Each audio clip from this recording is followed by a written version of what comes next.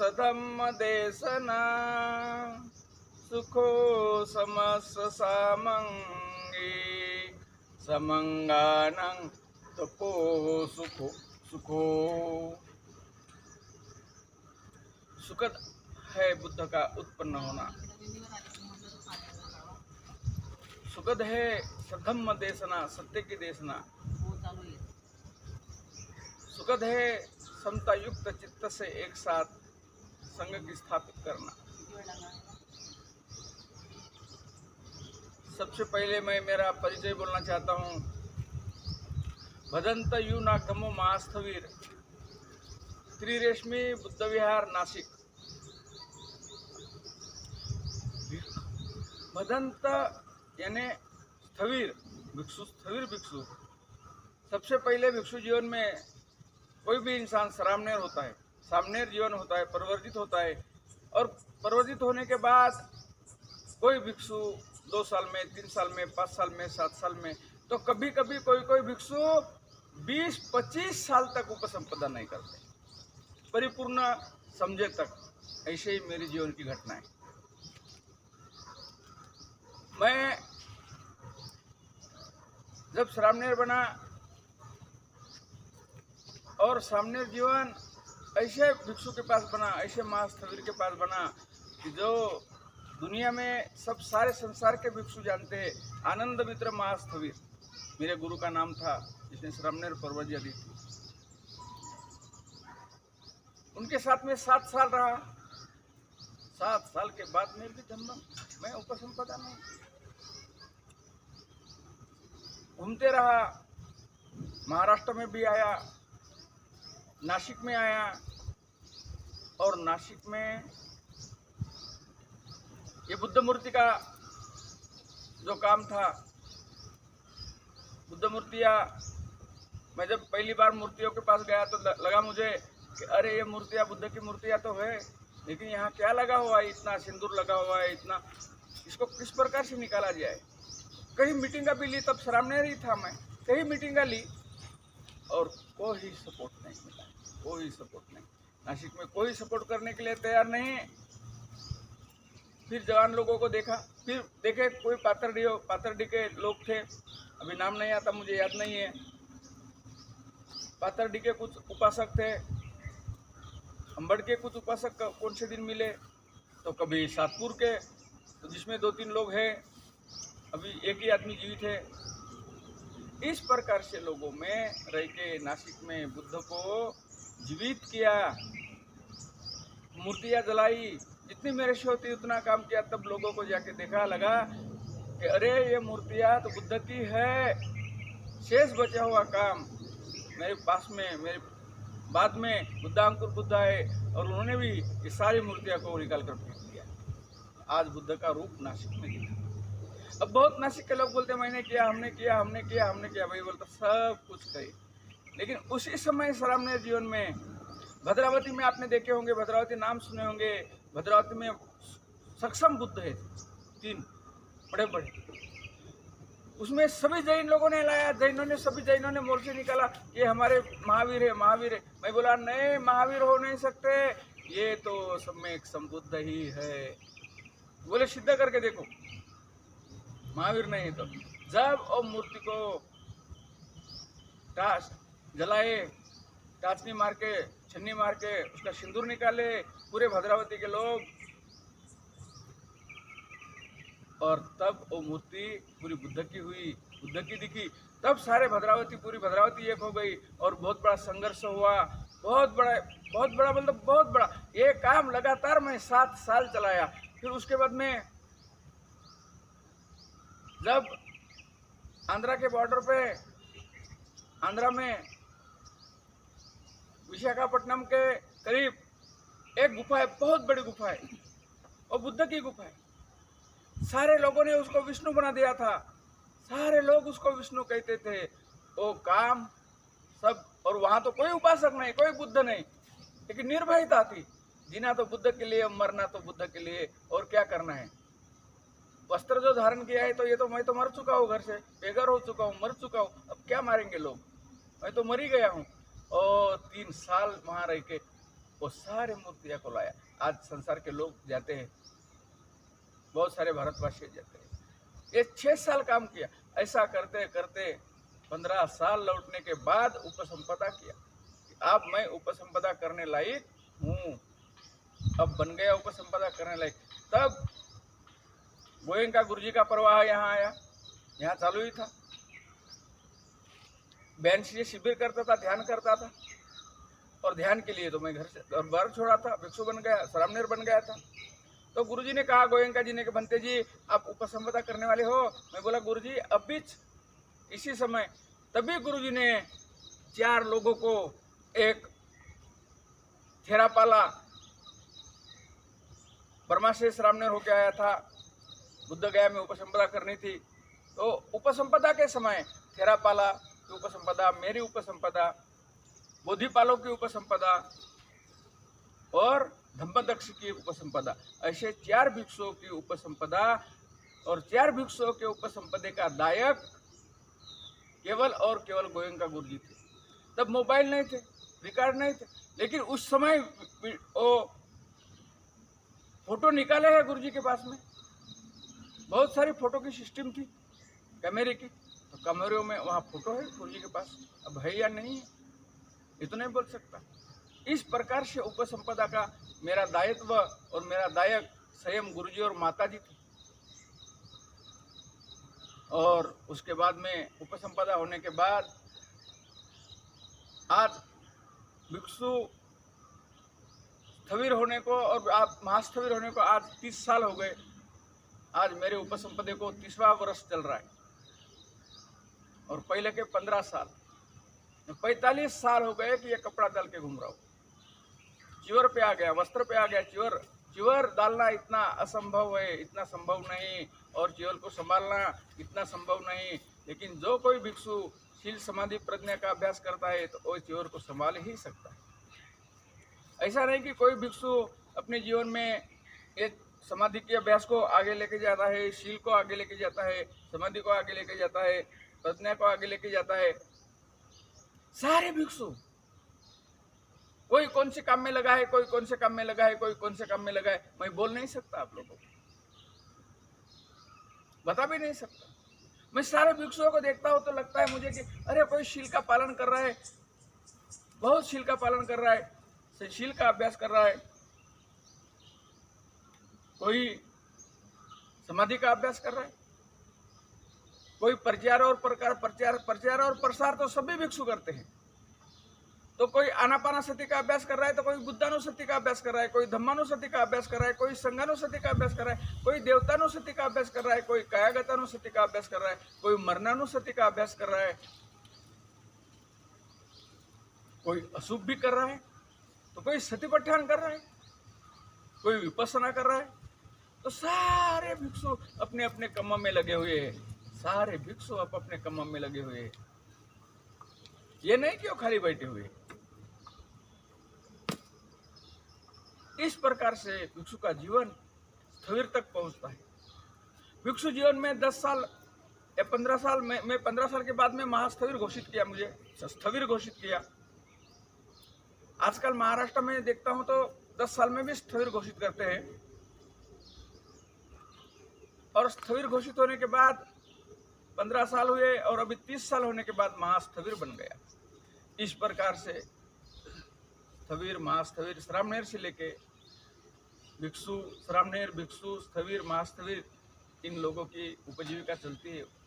इस प्रकार से होता है। लेकिन संसार में ये दिखाई नहीं देता कि कौन स्थविर है, कौन महास्थविर है, कौन भिक्षु है, कौन श्रामणेर है, क्योंकि सभी के ऊपर कपड़ा सरीका रहता है।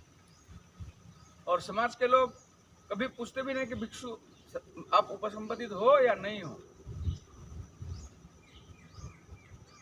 तो उपसंपदित लोगों को पूछते हैं, और विहार में पूछा जाता है,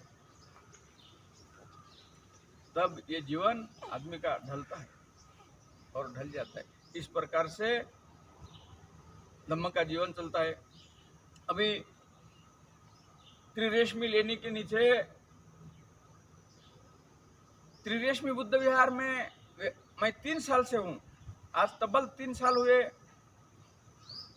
और ये तीसरा वर्षावास भी है मेरा यहाँ। और अभी मैंने निर्णय लिया कि पूरा जीवन अभी यहाँ क्यों न रहूं। बहुत घूमना हो गया, बहुत घूमने का समय हो गया, अभी उम्र हो गई, थक गया है जीवन, तो अभी यहाँ ही रहने का निर्णय लिया। बड़ी अजीब बात याद आती है, मुझे आज कहना था बुद्ध की सही वंदना कैसी होती है। हम बुद्ध को सही वंदन कैसे कर सकते हैं, बुद्ध को सही वंदना कैसी होती है और कैसा जीवन में उतारती है। क्या बुद्ध ने वंदना सिखाया तो क्या बुद्ध की वंदना है? हम थोड़ा जाने वंदना को, थोड़ा समझे वंदना को। तो इति पिसो चालू हो जाता, इति पिसो भगवा अरहं सम्मा संबुद्धो। जो ये सिर से पैर तक की यात्रा की, जिसने ये सिर से पैर तक को देखा, जिसने ये सिर से पैर तक की यात्रा को चलते रहा, तो भगवान बन गया, सम्यक संबुद्ध बना, अरहत बना, लोकविदु अनुत्तरो बना। बुद्धो भगवाती अरहं, अरहत बना, बुद्ध बना, सम्यक संबुद्ध बना, सर्वज्ञ बना। और किसको देखा, किसको जाना? तो ये पूरी शरीर को 3.5 हाथ की काया को सिर से पैर तक देखते देखते देखते देखते जीवन को सफल कर दिया, निर्वाण को सफल कर दिया। तो इति पिसो भगवा अरहं सम्मा संबुद्धो विजाचरण संपन्नो सुगतो लोकविदु अनुत्तरो पुरुष धम्म सारथी सत्ता देव मनुष्यानं बुद्धो भगवाती। ऐसे भगवान इति पिसो यहाँ से देखते देखते देखते देखते देखते सिर से पैर तक जाते जाते भगवान बन गए। यहाँ ही देखने के लिए, यहाँ ही देखते देखते अरहत हो गए, सम्मा संबुद्ध हो गया, सुगत हो गए, लोकविदु अनुत्तरो। ये संसार में सारे संसार के ऊपर अनुकंपा करने वाले, इतनी अनुकंपा। पुरुष धम्म सारथी, पुरुष और धम्म का स्वार्थी, पुरुषों का भी स्वार्थी और धम्म का भी स्वार्थी। सत्ता देव मनुष्यानं, मनुष्य और देवताओं के शास्ता, मनुष्य और देवताओं के अधिपति। और देखो मैं संसार में देखता हूँ अपने आप को बुद्ध कहलाने वाले को कैसे भाग रहे हैं 33 कोटि के पीछे, और कहीं और कोई देवताओं के पीछे, देवी के पीछे, कोई गणेश जी के पीछे, तो कोई बाबाओं के पीछे। क्यों? तो सही माने में बुद्ध वंदना समझी नहीं। और जिसको बुद्ध वंदना समझी और जिसने समझा बुद्ध वंदना, अभी वो कहीं नहीं जाएगा। क्यों? कि सत्ता देव मनुष्य ना, अरे हमारे पास तो मनुष्य का भी शास्त्र है, देवताओं का भी शास्त्र है, सारे संसार का शास्त्र है। बुद्धो भगवाती, ऐसे भगवान गौतम बुद्ध है। बुद्धं जीवित पर्यंतं शरणं गच्छामि। अभी पूरा जीवन मैं बुद्ध की शरण में हूँ, बुद्ध के ही शरण में आया हूँ। मेरा जीवन और अन्य शरण नहीं है। नत्ति में शरणं गया, कोई पेड़ शरणं नहीं, तो कोई देवी शरणं नहीं, तो कोई देवता शरणं नहीं, तो कोई काल शरणं नहीं, तो कोई भूत शरणं नहीं, तो कोई प्रेत शरणं नहीं, कोई नदी शरणं नहीं, कोई समुद्र शरणं नहीं। बुद्धं जीवित पर्यंतं शरणं गच्छामि, ऐसा शरण बुद्ध का।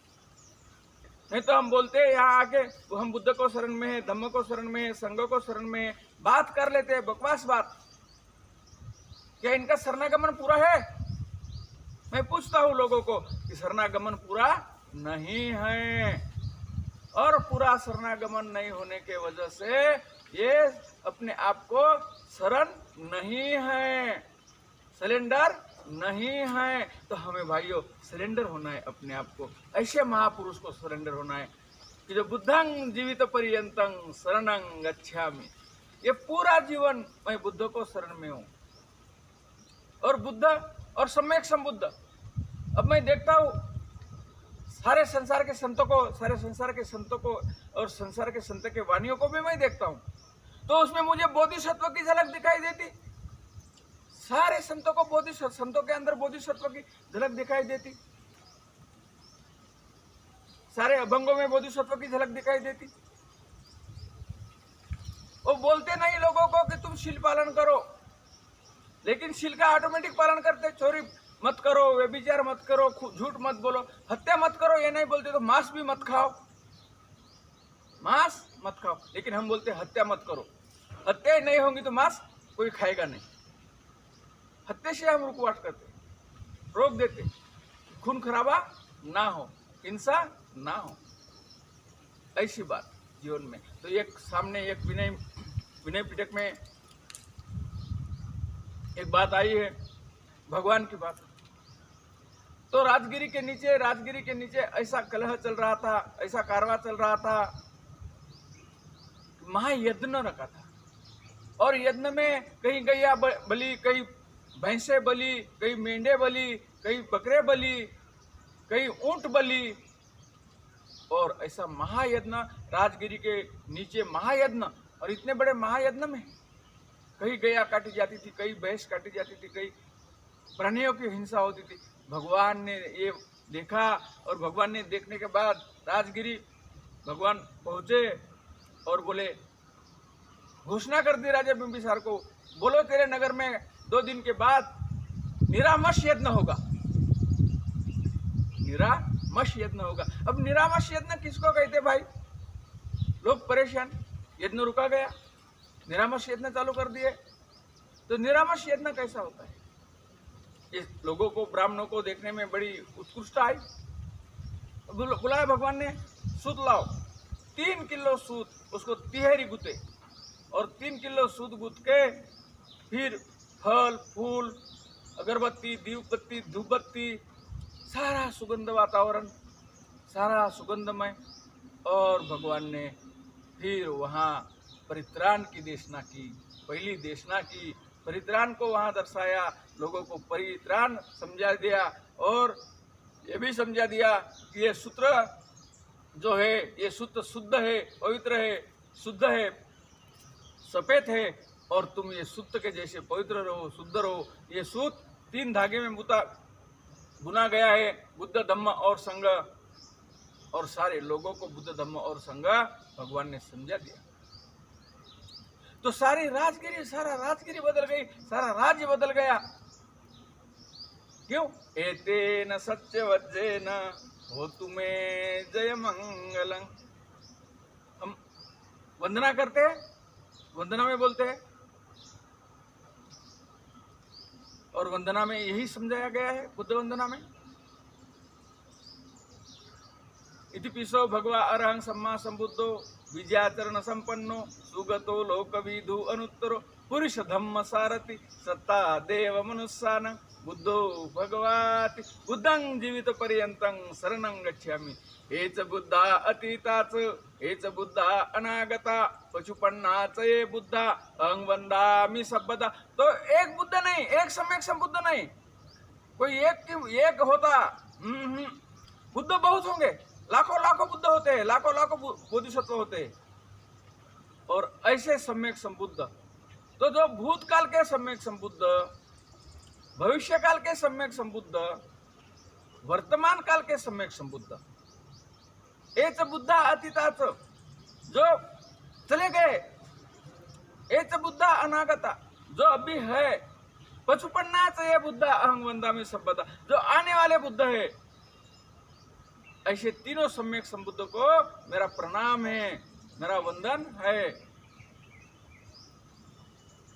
नत्ति में शरणं अयं बुद्धो में शरणं वरं एतेन सत्यवज्जेन हो तुम्हें जय मंगलम। अभी नत्थि में मैं कोई शरण नहीं हूं अभी बुद्ध के सिवा, और अन्य शरण को मैंने छोड़ दिया हूं। ना मेरे पास कोई शरण बचा है, ना और कुछ बचा है। उत्तमंगे न वंदे पादपंसु वरुत्तम बुद्धेयो खलितो दोषो बुद्धो खमतु तं मम यं किंची रतनं लोके विज्जति विविधा पुतु रतनं बुद्ध सामनति तस्मा सोन्ति भवन्तु। ऐसी वंदना, इस प्रकार से वंदना, और इस प्रकार से वंदना होते, इस प्रकार से नतमस्तक होते, इस प्रकार से हम भगवान को सरेंडर हो जाते हैं और धम्म को समझ लेते हैं, धम्म को सरेंडर हो जाते हैं, धम्म को समझते हुए चलते हैं भगवान के धम्म को।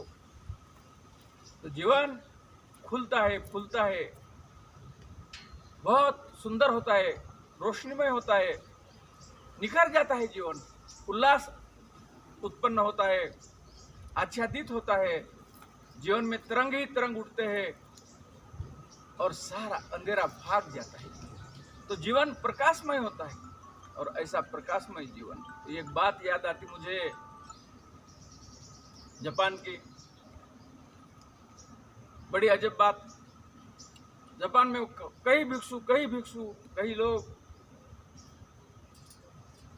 एक भिक्षु अपने मोनेस्ट्री में, सबसे बड़ा भिक्षु महास्थवीर, और उनकी बगिया बहुत बड़ी बगिया होती है और सारे बगीचा में गुलाब लगाए होते हैं। अब जैसा मैं कल पुटनी लेके गया डर के मारे, ऐसी कोई बीमारी आ गई बंते जी को, डॉक्टर के पास गए, डॉक्टर ने समझाया कि बंते जी आप कुछ नहीं कर सकते हो, आप बगीचा में नहीं जा सकते, बगीचा में देखभाल नहीं कर सकते, आपको टाइफाइड हो गया, 21 दिन आपको घर में रहना है, आपके विहार में रहना है, आपके निवास स्थान में रहना है। बंते जी बड़े परेशान हो गए, कैसा करे, क्या करे, कौन संभाले ये बगीचा। इतने में एक भिक्षु आता है, बोले गुरुजी आप क्यों चिंता कर रहे हो, क्यों डर रहे हो, ये बगिया को मैं संभाल लूंगा, मैं अभी से 7 साल हो गए मुझे, मैं उपसंपत्तित हूँ, मैं आपको सब जानता हूँ कि आप कैसे करते हो, क्या करते हो, सारे बगीचा को मैं समझता हूँ। गुरुजी तो अंदर से देखते हैं, बोलते हैं ये बच्चा तो संभल नहीं पाएगा, लेकिन बोल रहा है तो एक बार विश्वास भी कर ले, और विश्वास कर लेते। बोले ठीक है भाई जाओ। बिल्कुल सुबह 4 बजे उठता, खुशी खुशी चियर ओढ़ लेता, बगीचा में जाता, सारे बगीचा के ऊपर पानी छिनकता, शाम तक ले पानी फूलों के ऊपर पौधों के ऊपर छिनके, ले पानी फूलों के ऊपर पौधों के ऊपर छिनके, अपने कपड़े से सारे फूल पौधे पोंछ लेता। 1 दिन हुआ, 2 दिन हुआ, 3 दिन हुआ, झाड़ मुरझा जा रहे, फूल उगना बंद हो गए, कली उगना बंद हो गई, फूल मुरझा गए और फूल पौधे अपने आप में खिलना बंद कर दिए। लगभग 21 दिन में सारी बगीचा उद्ध्वस्त हो गई, आधे से ज्यादा फूल मर गए, पेड़ मर गए, पौधे मर गए। और 21 दिन के बाद 22वें दिन में गुरुजी जब बगीचा में जाते तो देखते हैं बगीचा उद्ध्वस्त हो गई, तो चीखते हैं, बोले तू सुबह जाता था 4 बजे और शाम के 9 बजे आता था, क्या करता था। तो बड़ा अनुकंपा होती है, उसको बड़ा दुख होता है, तकलीफ होती है। बोले गुरुजी मैं क्या करूं। तो बोले क्या। बोले ये फूलों के ऊपर बहुत पानी छिड़का है, पौधों के ऊपर बहुत पानी छिड़का, मेरे कपड़ों से पूछ लिया बगीचा, लेकिन ये बगीचा मेरे ऊपर नाराज है, सारे फूल खिलना बंद हो गए, बगीचा अपने आप सूख गए, मैं क्या करूं। गुरुजी मन में हंसते हैं, अरे मूर्ख तू समझा नहीं विधि को, तो विधि को समझना था तुझे, पहले पूछ लेना था। अरे फूलों के ऊपर और पौधे के ऊपर पानी छिड़कने से कोई फूल और पौधा जिएगा नहीं, टिकेगा नहीं। अगर फूल और पौधे की रक्षा करना चाहते हो, फूल और पौधे को संभालना ही चाहते हो, बढ़ाई करना चाहते हो, तो उसके जड़ में पानी डालो, और जब जड़ में पानी डाले तो सारी बगिया दूसरे दिन में खिलने चालू हो गई। 3-4 दिन में और पौधे उगे और बगिया खुली हो गई, एकदम जैसी थी इस प्रकार से हरी भरी हो गई। तो भाइयों, सब बुद्ध उपासक उपासिकाओं, मैं यही कहना चाहता हूँ, इतना ही कहना चाहता हूँ कि अगर बगीचा को संभालना ही चाहते हो, बगीचा की देखभाल ही करना चाहते हो, बगीचा को सुंदर बनाना चाहते हो, तो ये अपनी बगीचा 3.5 हाथ की काया, ये बगीचा को संभालना ही चाहते हो, ये बगीचा को फुलाना ही चाहते हो, ये बगीचा को खिलाना ही चाहते हो, ये बगीचा को सुंदर लोगों में प्रकाशित करना चाहते हो, ये शरीर को, ये देहधारी शरीर को, तो शील का पालन करना होगा, शील का पानी डालना होगा। जैसे जड़ों को पानी नहीं डाला तो बगीचा सूख गई, मुरझा गई, ऐसा ये मनुष्य का जीवन है। अगर मनुष्य का जीवन समझना है तो शील का पानी डालना ही पड़ेगा, शील का पानी उतारना ही पड़ेगा, तब ये बगीचा खिलेंगी, हंसेंगी, फूलेंगी और चलेंगी। इस प्रकार से जीवन जीना है, इस प्रकार का जीवन सर्वज्ञ जीवन होता है, और सर्वज्ञ जीवन खुद के हित का होता है, खुद के सुख का होता है, परिवार के हित का होता है, परिवार के सुख का होता है। परिवार में उसका आदर्श बनता है।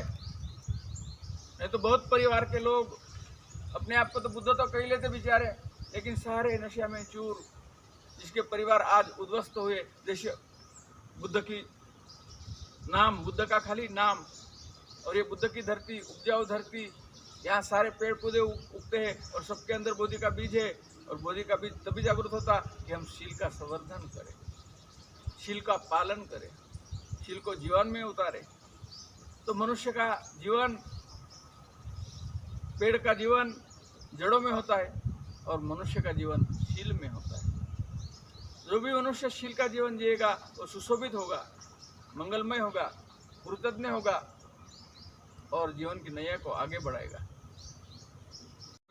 सब लोग लाइव देखते होंगे और देखोगे तो जीवन को समझो, जीवन की घटनाओं को समझ जाओ। मनुष्य का जीवन दुर्मिळ है, दुर्मिळ जीवन मिला है और ये काम मनुष्य ही कर सकता और कोई नहीं कर सकता। शील मनुष्य ही पालन कर सकता है। तो जैसे बगिया की बात मैंने समझाई, तो ये हमारी बगिया, हमारा परिवार किस प्रकार से सुशोभित होता है, किस प्रकार से सुंदर होता है, किस प्रकार से जीवन में फूलता है, फलता है। और परिवार को सुंदर देखना चाहते हो, खुश देखना चाहते हो, परिवार के साथ में सुंदर जीवन जीना चाहते हो, तो आज ही नशा पता छोड़ दो। ये मेरी देशना है। आज ही किसी प्रकार के शराब को छोड़ दो, जुओं को छोड़ दो, नशा पताओं को छोड़ दो, बुरे काम को छोड़ दो और जीवन में शुद्ध जीवन उतारो, शील का जीवन उतारो। तो आज ही 8 दिन के अंदर तुम्हारा परिवार बदल में आ जाएगा, बदलाव दिखेगा 8 दिन में परिवार में। और जो भी धन, लोग बोलते हैं कि हमें धन ही नहीं पूर रहा है, हमें ये नहीं हो रहा है, तो धन कहाँ भाग रहा है हमारा? क्योंकि जीवन में हमने कभी दान करना सीखे नहीं और शराब पीना सीखे। तो दानं ददन्तु श्रद्धायं शीलं रखन्तु सब्बदा।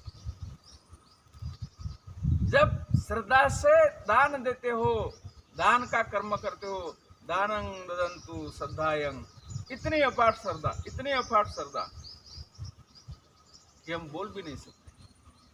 फिर ये नहीं कि दान करोड़ों रुपए देना है, 2 पैसे भी दान हो जाते हैं, 2 पैसे भी दान हो जाते हैं। एक भगवान के समय एक घटना और भी आ गई मेरी। एक बूढ़ी माँ रहती थी, बूढ़ी माँ बहुत गरीब, बहुत कंगाल, और डेली वो बूढ़ी माँ भीख मांग, सुबह उठी, उसका धंधा था भीख मांगना और लाना, भीख मांगना और लाना, भीख मांग के लाती और खाती और भगवान को गालियां देती। लेकिन एक दिन सरदे का बीज जग गया था। ओ बूढ़ी माँ को लगता है कि ये रोज रोज लोग जाके बैठते वहाँ क्या मिलता है, चलो मैं भी तो जाके देखो, देखो सरदे का बीज कैसा जीवन जन्म लेता है, सरदा किस प्रकार से जन्म लेती है, कब लेती है। सरदा को जन्म लेने के लिए कोई उम्र का हिसाब नहीं है, कभी भी धम्म का जीवन जी सकता है, कभी भी धम्म जागृत हो सकता है, कभी भी धम्म जीवन में उतर सकता है। तो सरदा कैसी उत्पन्न होती है, दान कैसा दिया जाता है। अब बड़ी अजब बात, अजब घटना, बूढ़ी ने 15-20 मिनट या 1 घंटा प्रवचन सुना और प्रवचन सुनने के बाद में मन में निर्णय लिया कि अरे मैं तो भूल गई, मेरा जीवन तो इतना बर्बाद कर दी, अब मेरे जीवन में तो कुछ बचा नहीं है, सब मेरा जीवन तो बर्बाद हो गया। मैं तो गाली देती थी भगवान को, नहीं, मैं कल संकल्प करते वही बूढ़ी कि कल मैं दान मांगने जाऊंगी, भीख मांगने जाऊंगी और भीख में जो भी मिलेगा वो पूरा भगवान को दूंगी, अगरबत्ती लाऊंगी, दिया लाऊंगी, धूप लाऊंगी। रोज बूढ़ी दान मांगने जाती, भीख मांगने जाती, भीख मांगते मांगते मांगते आधे घंटे में उसको भीख मिल जाती, उसके पेट के लायक और निकल आती। आज उसने संकल्प लिया और अपना पात्र उठा के भीख मांगने गई। सुबह से शाम तक श्रद्धा का और दान का बहुत बड़ा महत्व क्यों है कि श्रद्धा जब पुष्ट होती है, संकल्प जब पुष्ट होता है, बहुत कठिन होता है। रोज बूढ़ी तो भीख मांगने वाली, उसको तो कुछ कम नहीं, लेकिन आज तो पूरा नगर छान मारी, शाम हो गई, नगर छान मार के हो गया, कोई बूढ़ी को भीख नहीं दे रहा है। बूढ़ी चिल्लाई, नीचे बैठी पेड़ के रो रही, क्या हो गया मेरे कर्म को, मैं तो इतनी पारंगत थी भीख मांगने में और आज मुझे कोई भीख नहीं दे रहा है। आज तो मुझे भगवान को दान देना है, मैं क्या दान दूं, मैं तो कल संकल्प करके आई, कहां से लाऊं पैसा, कैसी अगरबत्ती मेनबत्ती लूं। बड़ी अजब बात, इतने में एक आदमी उनके पास पहुंचता है। उनके पास पहुंच के बोलते, बुढ़िया क्यों रो रही? नहीं, बोले मुझे अगरबत्ती मेनबत्ती ले आए। देखो लोग भी दुनिया कैसी मजाक लेती, आज भी लेती है, उस समय भी लेती थी। एक जवान बच्चा जो न चलने वाला खोटा पैसा, जैसे 1000 की नोट अभी चलती क्या? नहीं चलती। तो बस ऐसा है, 1000 की नोट अगर किसने दिया तो बुढ़ी बहुत खुश। अगर जिसको 1000 रुपये समझे ही नहीं, जिसने देखा ही नहीं, उसको 1000 की नोट दिया तो आदमी कितना खुश। ऐसा बुढ़ी को उसने न चलने वाला रुपया हाथ में थमा दिया। हाथ में रुपया गिरते ही बुढ़ी के अंदर से रोमांच, पुलंग रोमांच जाग उठा। बुढ़ी गदगदा गई, अंदर से खुश हो गई। अरे मुझे तो रुपया मिला, मेरा संकल्प पूरा हुआ। गई दुकान में, जोहरी के पास में गई, दुकान में गई और बोलती है कि ये मेरा रुपया है, मुझे अगरबत्ती दो, मुझे थोड़ा दिया, एक दिया दो, तेल दो, मेणबत्ती दो। वो बोलता है, बूढ़ी माँ ये खोटा पैसा है, ये खोटा रुपया चलता नहीं। अरे रुपया तो है, बूढ़ी तो ना समझे रुपया सही क्या है और गलत क्या है, लेकिन श्रद्धा अटकी है। बूढ़ी को तो मालूम था ये खोटा है, लेकिन श्रद्धा अटकी है। आखिर दुकानदार परेशान हो जाता, बोलते दुकानदार को, अरे तेरा गिरा हुआ जब तेल होगा ना वो तो दे। देखो श्रद्धा कैसी होती है। एक आधा मट्टी का दिया फूटा होगा ना वो तो दे, गिरे नीचे गिरे हुए अगरबत्ती मेणबत्ती होंगे ना वो तो दे, ये पैसा ले ले, मैं उधार नहीं लेके जा रही हूँ। मेरा भी पैसा अगर खोटा है, नहीं चलता तो ये तेरे भी तो झूठी है, नीचे गिरे हुए, ये भी तू फेंक देगा, तो श्रद्धा से मुझे दे दे। बोलता, बूढ़ी माँ तो अटकी है, तो ये श्रद्धा से ये फूटा फाटा तो नहीं देता, लेकिन ये एक दो अगरबत्तियां लेके जा, ये दिया लेके जा, ये तेल लेके जा, और ये तेरा पैसा रख। बूढ़ी खुश, बड़ी हंसती झूमती भगवान के पास पहुंचती, बुद्ध विहार में पहुंचती, भगवान के पास पहुंचती, और सभी लोग जहाँ अगरबत्तियां मेणबत्तियां लगाते, माता विशाखा, सभी लोग बड़े बड़े दिए लगाते, वहां जाके बूढ़ी अपना दिया लगाती, अपनी अगरबत्ती मेणबत्ती लगाती और घर निकल जाती, अपने परिवार में निकल जाती। बूढ़ी को तो परिवार था नहीं, कुछ बचा नहीं था उसके पीछे, ना उसने शादी की थी ना कुछ था, बस भिख मांगने का ही काम था उसका। उसके जीवन में पतझड़ आई थी। कभी कहीं जवानी में उसने बयान किया था भगवान को, कुछ गलत सलत पैर निकले और उसके वजह से उसके कोई प्रेमी ने धोखा दिया, और तब उसने संकल्प लिया कि मैं अब शादी नहीं करूंगी, भिख मांग के जीवन दूंगी।